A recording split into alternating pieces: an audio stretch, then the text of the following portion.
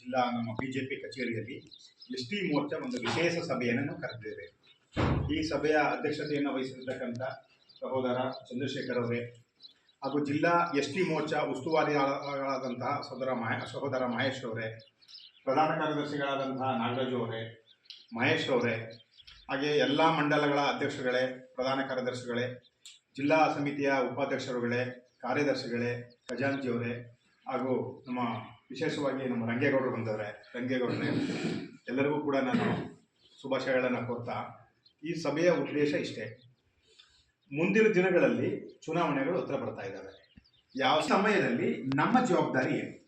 ನಾವು ಏನೀಗ ನಮ್ಮ ಜೊತೆಗೆ ಬಂದಿರತಕ್ಕಂಥ ಕಾರ್ಯಕರ್ತರಿದ್ದಾರೆ, ಮುಖಂಡರುಗಳಿದ್ದಾರೆ, ಲೀಡರ್ಸ್ಗಳಿದ್ದಾರೆ, ನಮ್ಮನ್ನು ಪದಾಧಿಕಾರಿಗಳು ಅಂತ ಆಯ್ಕೆ ಮಾಡೋರೆ.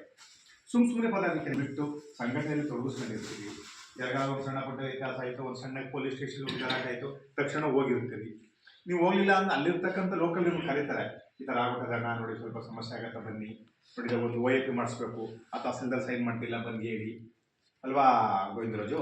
ಆ ರೀತಿ ಹಲವಾರು ಸಮಸ್ಯೆಗಳನ್ನು ಎದುರಿಸಿ ಬಂದಿದ್ದೀರಿ. ಇನ್ನು ಈ BJP ಬಗ್ಗೆ ಹೇಳೋದಾದರೆ, ಇಡೀ ವಿಶ್ವದಲ್ಲೇ ಅತ್ಯಂತ ದೊಡ್ಡ ಪಕ್ಷ BJP.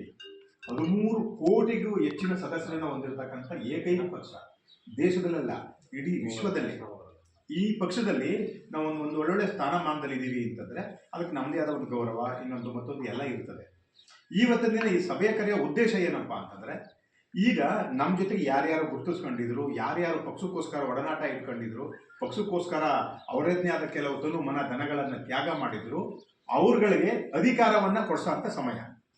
ಈಗ ಗ್ರಾಮ ಪಂಚಾಯತಿ ಲೆವೆಲ್ ಇರ್ತಕ್ಕಂಥವ್ರುಗಳನ್ನು ಯಾರ್ಯಾರು ಗ್ರಾಮ ಪಂಚಾಯತಿ ಮೆಂಬರ್ಗಳನ್ನು ಮಾಡಬೇಕಾಗ್ತದೆ, ಯಾರ್ಯಾರು ನಿಷ್ಠೆಯಿಂದ ಪಕ್ಷದ ಕೆಲಸ ಮಾಡಿರ್ತಾರೆ ಅವ್ರುಗಳನ್ನು ಆಯ್ಕೆ ಮಾಡಬೇಕು.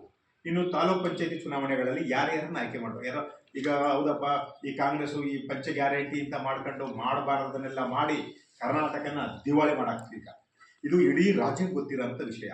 ಪ್ರತಿಯೊಬ್ಬ ವ್ಯಕ್ತಿ ಕೂಡ ಹೇಳೋದು, ಯಾವುದೇ ಕಾರಣಕ್ಕೂ ಕಾಂಗ್ರೆಸ್ ಬರಬಾರ್ದು, ಕಾಂಗ್ರೆಸ್ ಇರಬಾರ್ದು, ಇವೆರಡೇ ಮಾತುಗಳು ಬರ್ತಾ ಇರೋದು.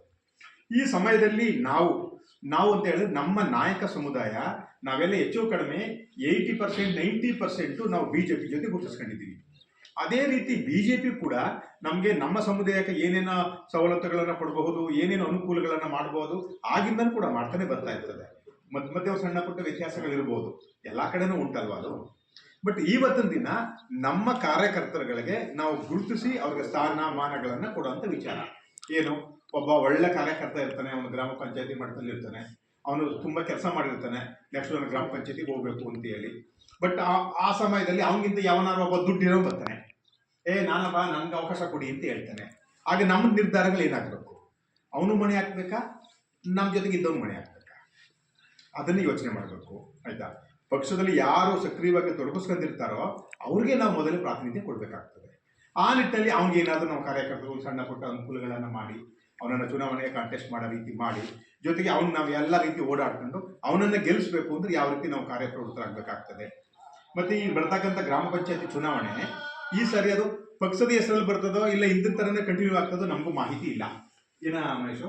ಇನ್ನೂ ಗೊತ್ತಿಲ್ಲ. ಕೆಲವರು ಹೇಳ್ತಿರೋದು ಹಿಂದೆ ಇತ್ತಲ್ಲ, ಅದರಿಂದ ಪಕ್ಷದ ಚೌಕಟ್ಟಲ್ಲೇ ಬರ್ತದೆ ಇದು, ಕಾಂಗ್ರೆಸ್ BJP JDS ಇನ್ನೊಂದು ಮತ್ತು ಆ ಥರದ ಚಿಹ್ನೆ ಮೇಲೆ ಚುನಾವಣೆ ಆಗ್ತದೆ ಅಂತ ಕೆಲವರ ಅಭಿಪ್ರಾಯ. ಇನ್ನು ಕೆಲವರು ಇಲ್ಲ, ಹಿಂದೆ ಹಂಗಿತ್ತು ಹಂಗೆ ಕಂಟಿನ್ಯೂ ಆಗ್ತದೆ ಅಂತ. ಬಟ್ ನಾವು ಎರಡಕ್ಕೂ ಪ್ರಿಪೇರ್ ಆಗಿರ್ಬೇಕು. ACTC ಆಗಿತ್ತು ಆಗ ಬಂದರೆ ಆವಾಗ ನಾವು ಯಾವ ರೀತಿ ಸ್ಟೆಪ್ ತಗೋಬೇಕಾಗ್ತದೆ. ಆಗ ಯಾವನ ಬಂದೆ ನಾನು ಟಿಕೆಟ್ ಕೊಡು ಅಂತ ಕೇಳಬೇಕಂತ ನಮ್ಗೆ ಅವಶ್ಯಕತೆ ಇಲ್ಲ, ಅವನೇ ಹೋಗಿ ನಾಮಿನೇಷನ್ ಫೈಲ್ ಮಾಡ್ಬಿಟ್ಟು ಬರ್ತಾನೆ. ಹಾಗೆ ನಾವೇ ಅವನನ್ನು ಕರೆದು ನಮ್ಮ ಜೊತೆ ನೀವು ಗುರುತಿಸ್ಕಪ್ಪ ಅಂತ ಹೇಳ್ಬೇಕಾಗ್ತದೆ. ಇಲ್ಲ ನಾವು ಗುರುತಿಸ್ಕೊಂಡಿರೋರನ್ನೇ ಕರೆದು ನಾವೇ ಒಂದು ಪಟ್ಟಿ ಮಾಡಿ ಅವರಪ್ಪ ನಮ್ಮ ಪಕ್ಷದಿಂದ ಗುರುತಿಸ್ಕೊಂಡಿರೋ ಅಂಥವ್ರು ಅಂತ ನಾವು ಹೇಳ್ಬೇಕಾಗ್ತದೆ. ಅದನ್ನ ಆ ಪಟ್ಟಿ ರಿಲೀಸ್ ಆಗ ಸರ್ಕಾರದಿಂದ ಏನು ಅಮೆಂಡ್ಮೆಂಟ್ ಬರ್ತದೆ ಆಮೇಲೆ ತೀರ್ಮಾನ ಮಾಡೋದ. ಇನ್ನು ತಾಲೂಕ್ ಪಂಚಾಯತಿ ಸಂಬಂಧಪಟ್ಟಂಗೆ ಯಾರನ್ನ ಆಯ್ಕೆ ಮಾಡಬೇಕು, ಇವಾಗಿಂದ ನಾವು ಪ್ರಿಪೇರ್ ಆಗಬೇಕಾಗ್ತದೆ. ಅವ್ರಗಳಿಗೆ ಏನೇನು ಅನುಕೂಲ ಮಾಡಬೇಕು, ಗೆದ್ದ ನಂತರ ಅವರು ನಮ್ಗಳ ಜೊತೆ ಯಾವ ರೀತಿ ನಡ್ಕೊಬೇಕು ಅದನ್ನು ಯೋಚನೆ ಮಾಡಬೇಕಾಗ್ತದೆ. ಅದೇ ಎಲ್ಲ ಚುನಾವಣೆಗಳಲ್ಲೂ ಮಾಡಬೇಕು. ಈ ಚುನಾವಣೆಗಳಲ್ಲಿ ನಮ್ಮ ಪಾತ್ರ ಏನು, ಈ ಮೇನ್ ಚರ್ಚೆ ಏನು ಅಂತಂದರೆ ಚುನಾವಣೆಗಳು ನಮ್ಮ ಪಾತ್ರ ಏನು. ಈಗ ಎಲ್ಲ ಮಂಡಲಗಳಲ್ಲೂ ಇದೀವಿ ನಾವು, ಪ್ರತಿಯೊಂದು ಮಂಡಲಗಳಲ್ಲೂ ಕೂಡ ಮಂಡಲದ ಅಧ್ಯಕ್ಷರು ಮಾಡಿರ್ತೀವಿ. ಮಂಡಲದಲ್ಲಿ ಪ್ರಧಾನ ಕಾರ್ಯದರ್ಶಿಗಳಿರ್ತಾರೆ, ಉಪಾಧ್ಯಕ್ಷಗಳು ಎಲ್ಲ ಹೆಚ್ಚು ಕಡಿಮೆ 21 ಪದಾಧಿಕಾರಿಗಳು ಇರ್ತಾರೆ.